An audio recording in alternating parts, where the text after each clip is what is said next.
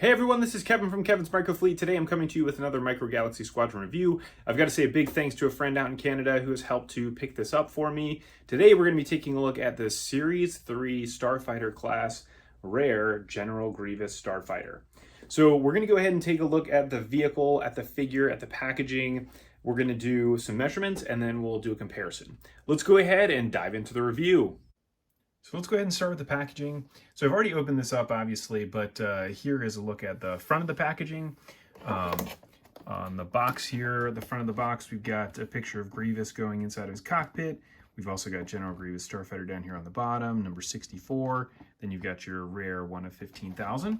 So this does obviously come in this blister pack, which can be removed. Underneath it, you get this little cardboard backing. There is really nothing on this. It's just a scene of space and some rocks, some asteroids. So that is that. If you want the UPC, there is the UPC there on the bottom. And then if we take a look at the card backing, here we've got a couple of interceptors here. You've got Obi-Wan and Anakin flying around the asteroids. As we flip this around to see the back, you get a chance to see here some of the different features, which we'll look at. The guns, this little rotating landing gear there on the back. You've got your little cutout here. There's a picture of the vehicle with the landing gear. And then you get your other items that are in the Series 3 for Starfighter Class. So let's go ahead and start with the figure. They did a fantastic job here with the figure, with getting some of the details on this. As we get closer to it, you can see that things do get a little bit muddled up. So this is one of those where we can see his cape actually does remove, which is a nice cape. There you can see what it looks like. It's got the red on the inside, which looks really nice. And then with the figure, this is prior to them really, I would say, improving a lot of the figure quality. You can see that the paint is it's kind of missing in some spots, but I mean, it's hard to do a droid like this that really doesn't have much to him other than his head. He does articulate here with the arms and legs, just like all the other ones. They did a pretty good job there with the feet as well. I mean, for something that's so small, it can be really difficult to get the details right. You can see how flimsy he is, kind of like a really soft plastic or rubbery type of material, which is great for a figure like this. When you make them thin like that, it is very easy for these to be brittle and to break. So let's measure him out really quick. So he does have his knees bent, obviously, which is going to influence his height some. Let's flip it over there. So he is just about an inch. Obviously, if he was standing taller, he'd probably be about that big, just a little bit taller than an inch, which is likely what we should see out of General Grievous. So I wanted to compare him to a couple other Grievouses that we have. So this is from the Micro Vehicles playset, and this is him with a couple lightsabers. Obviously, he's only got the 2 arms versus the 4 arms, which is totally fine.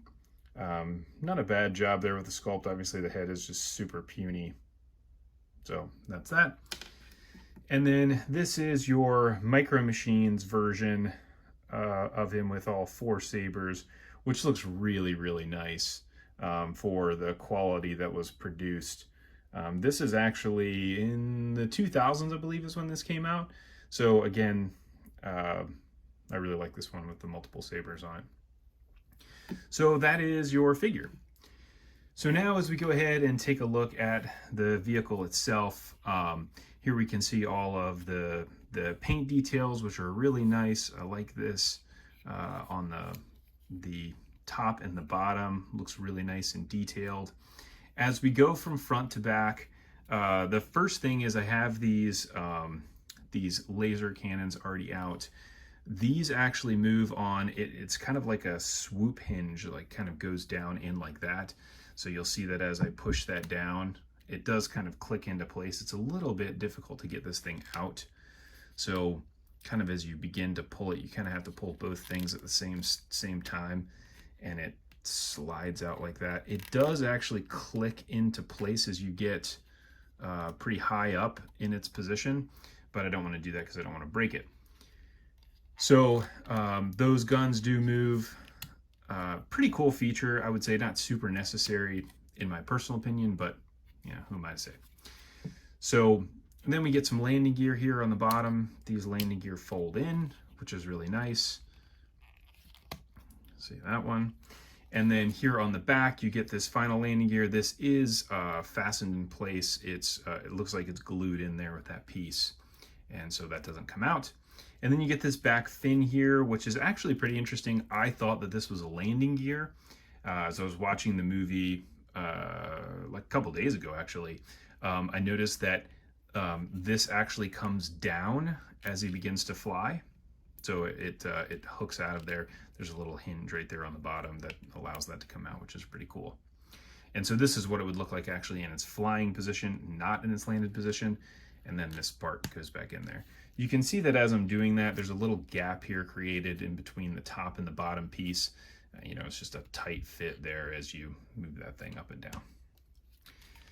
And then we have our cockpit. So we open this up.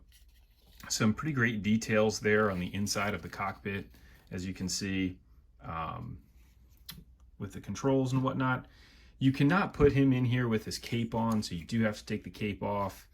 We'll go ahead and hinge him at the legs here, and then go ahead and slide him in. So when he sits in here, he sits pretty snug in there. It doesn't fit like all the way down as I would have expected him to fit in there. But then as we go ahead and close this, there you go, he looks pretty good inside. There he is inside Starfighter. So there are some like little scrapes and stuff like that are on this. I don't know whether or not that's intentional or not. This was in a sealed package and the package was in great condition. So, you know, it could have been just from a manufacturing perspective, this thing got banged around some while it was being produced. I really do like this vehicle in terms of the look. It looks kind of like a pontoon boat, which is kind of cool. And then, you know, you obviously have the cool landing gear features here. It would be nice to have this landing gear go away somehow if this were to fold underneath, but you know, it is what it is. So let's go ahead and do some measurements. So from front to back, this is with that fin out there. It's about 5.5 inches. From side to side, it's about 3.25 inches. And then when it's in its landed position, it's probably about, let's call that 1.5 inches. Now, one of the things that is interesting is when you put it down in its landed position, and again, I saw it, notice this in the movie as well, that it's almost like it leans backwards, like it's getting ready to shoot up in the air, which I believe is just the design of the vehicle. So that's pretty cool. Now, if I wanted to do a quick comparison of this, I don't have another Grievous figure yet. I haven't got that for Series 4. But here it is relative to the Jedi Starfighter. And so you can see the size is about the same front to back. Obviously the Jedi Starfighter is a much thinner profile than the Grievous ship. So that is your review for the General Grievous Starfighter. If you like this, please go ahead and like and subscribe to the video. If you're looking for any Micro Galaxy Squadron vehicles, there are some Amazon links that are in the description below. And then also there's a link to the Facebook page that I run with some friends from all over the world, so please come over and join us. Thanks for watching the review, and I will catch you next time.